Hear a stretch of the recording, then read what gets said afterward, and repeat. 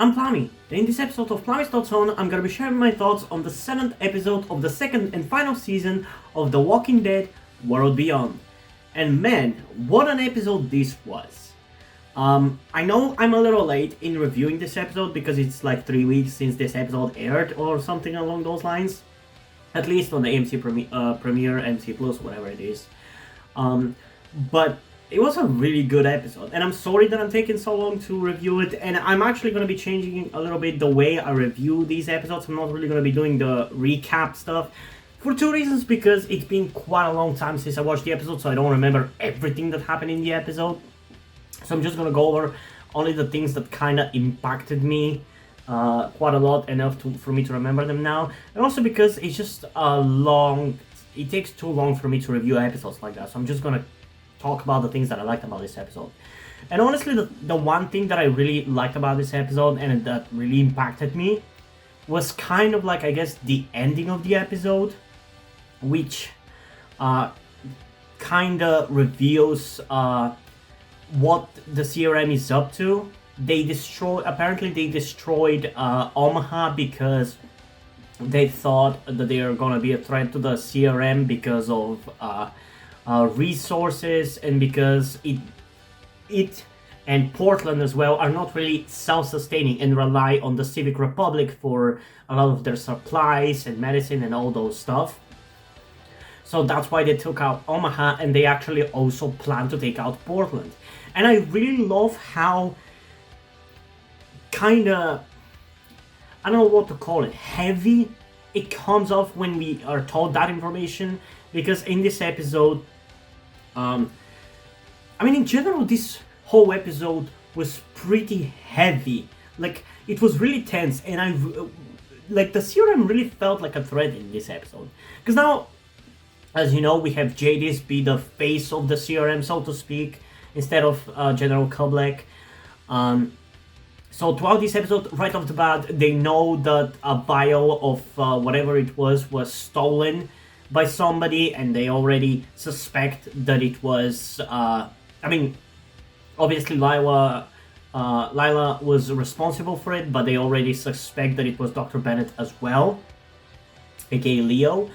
So she instantly goes to the sisters, she herself also knowing that they were the ones who stole it, and she even goes out of her way to explain to them exactly what is happening and the reason why what the vial was, what is she doing, why she needs walkers, what is she doing with the walkers and everything. And honestly, they justify it in a pretty satisfying way about why she went along with it, because it's not like she had a choice. If she rebelled, she would have been killed just like the other scientists. And B, at the very least, she thought that she could be helping humanity as a whole going forward, because figuring out a cure for the zombies, be it to kill them quicker and make them decompose, or just slow reanimation for a longer time, could be of great benefit. And this again pretty much confirms a little bit of like a headcanon that I've had for the Walker virus. And I've talked about this before, I think most recently, it might have been in some Fear the Walking Dead episode, but I definitely remember talking about this in my reviews for the Season 10C episodes, specifically the Aaron and Gabriel episode, where you have a walker on a roof who is still moving like it's a walker, and then you have two corpses who are just bones, who obviously were shown as if they had killed themselves, you know? And I speculated back then that pretty much showed us that whatever makes the walkers move also slows down decomposition, because if you put a walker down, they actually decompose, as we've seen, honestly, many times. We've seen a lot of skeletons, I feel like, well, not a lot, but we've seen skeletons on the ground who have been on the ground for a shorter time than walkers who keep walking have been walking. And the walkers have not decomposed, but the dead bodies have. So pretty much whatever brings the dead back to life slows down the composition tremendously, and it slows it down not just in general, but as long as they're moving, as long as they are still walkers. Because if you destroy the brain, it stops doing that, and they start decomposing at normal rate. So that is pretty much essentially what this episode again also confirms. So Lila talks with the girls, asks the girls to give her the vial as a way to cover up their dad's involvement and the fact that they stole it. She says that she's gonna say that she just misplaced it or whatever. And I honestly chose to believe her at that moment, but I was so fucking pissed off when in the interrogation scene with Jadis, Huck, and Leo, when she just showed up and completely told everything. How the Bennetts stole the vial, and I was really fucking pissed off that she ratted them out, and I'm pretty sure that Leo was as well. But on the other hand, I also liked how she turned it around, where she told things that Leo is not supposed to know as a way to protect him, because now that he knows these things, he could help with the research towards the zombie virus, like, more closely.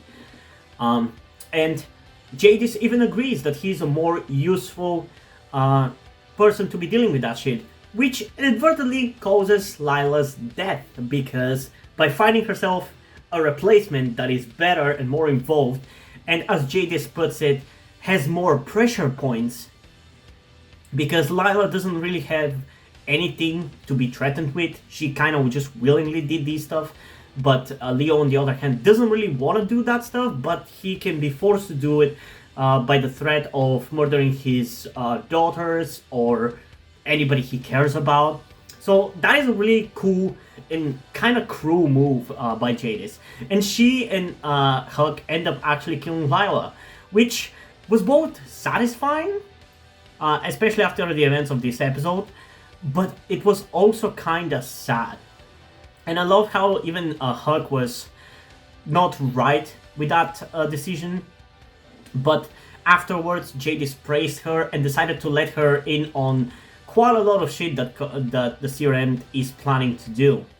And as I said, the CRM as a whole felt super fucking threatening, and everything was tense in this episode, but there was this just like morbid, for lack of a better term, feeling that I felt at the end when she was talking to Percy, and how she was just like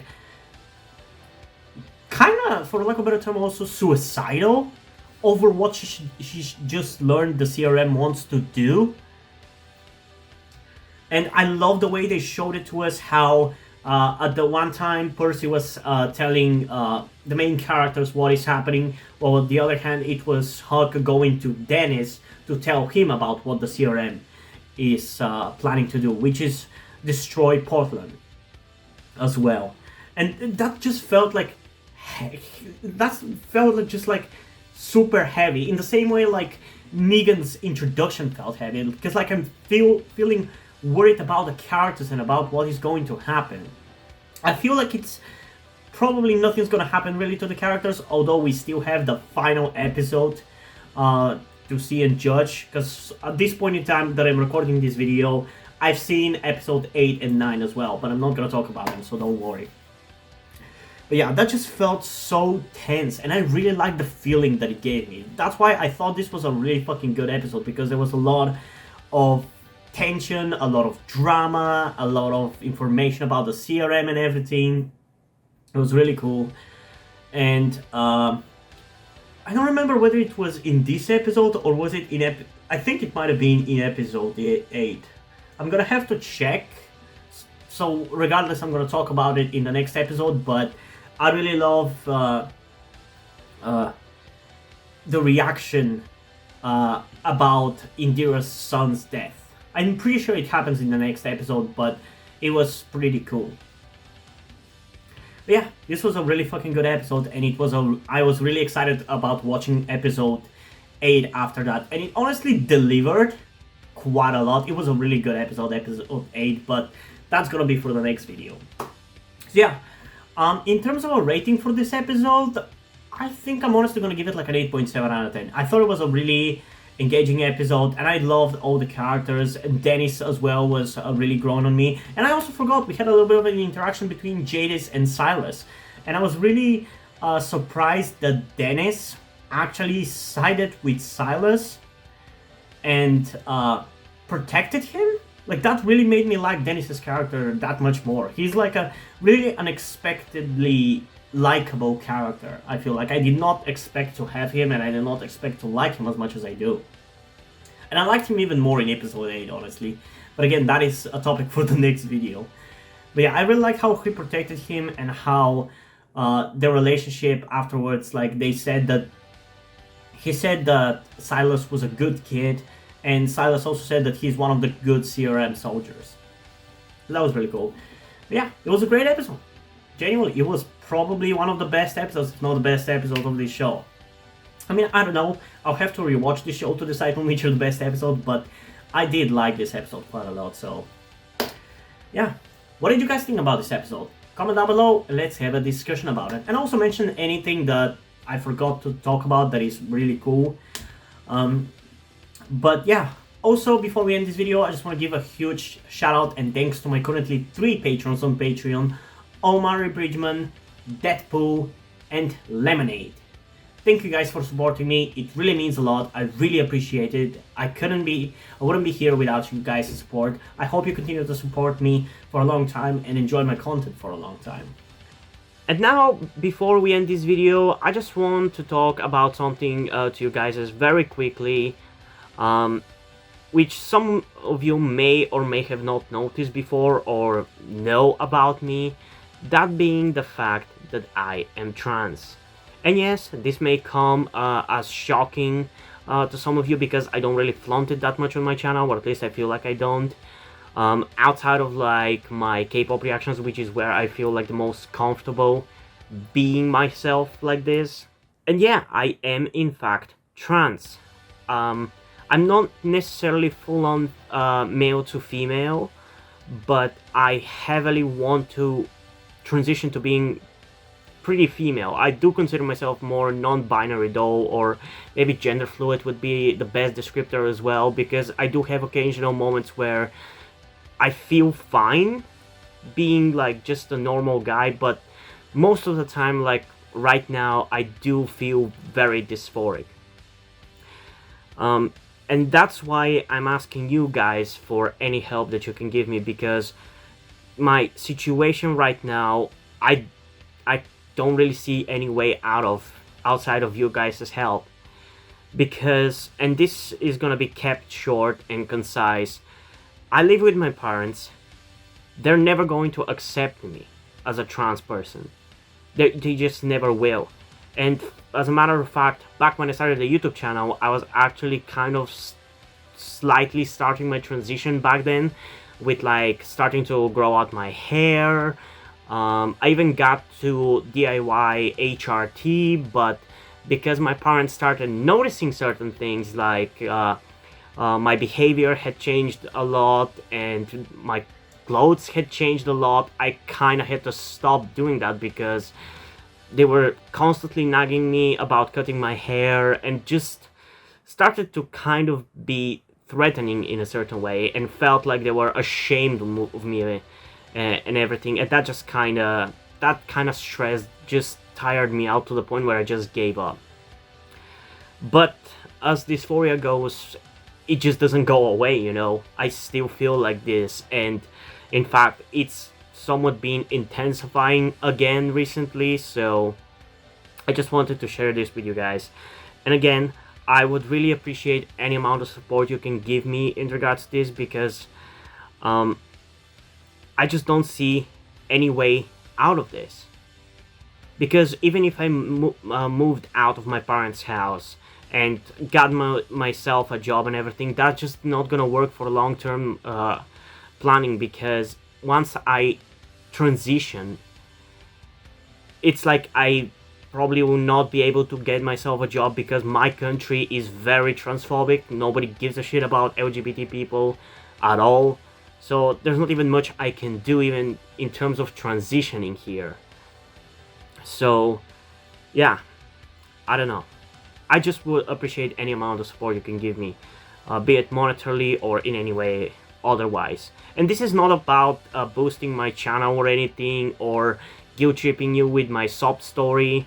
I just wanted to get this off my chest and make my subscribers aware of the situation that I am in, and that I would appreciate anything that you guys can help me out with. It would mean literally everything. Like, for example, a friend that I made after starting this YouTube channel, my good friend Yuri, has been helping me out a lot. And I genuinely might have not been here if it wasn't for him showing up and befriending me. So yeah, this just went a little bit longer than I intended, but I would just really appreciate anything you can support me with. That's kind of ultimately what I'm trying to say. And yeah, hope you guys enjoyed this video, and if you did, please leave a like and subscribe. Also, check out the list in the description to my Twitter if you don't follow me over there, and to my Wattpad where I post my stories, because in addition to doing all these videos for my channel, I'm also a writer. And if you don't enjoy my stories or you simply enjoy my videos, you can head over to my Patreon or my Ko-fi account where you can pledge your support and help get the channel going, help support me so I can keep writing stories you enjoy. But if you don't want to do it, that's completely fine. You can still help me out in other ways, like liking this video, subscribing to the channel, and especially sharing this video with somebody who you think might enjoy it. And I think it's pretty much it for this video, so hopefully I'm gonna see you in the next one. Bye!